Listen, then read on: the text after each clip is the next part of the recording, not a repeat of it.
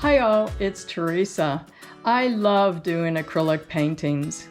Well, while I get my new house together and decide on some paint colors for the walls, I wanted to show you this acrylic painting that I did last year.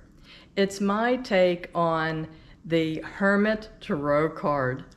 And this is one of my favorite tarot cards. But since it's usually shown as a man, I wanted to do my own version of it.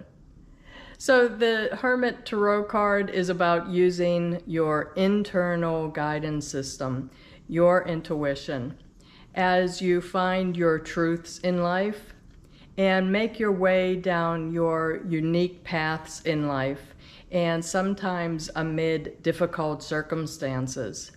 So the Hermit always is shown holding a lantern in front of him to guide his way, and that lantern will shine light on a few feet ahead of him, not far off into the distance.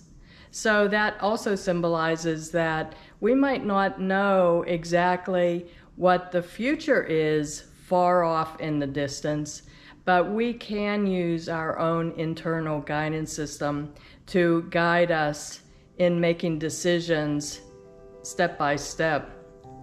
So please enjoy this paint progression of my version of the Hermit Tarot card. And thanks for watching.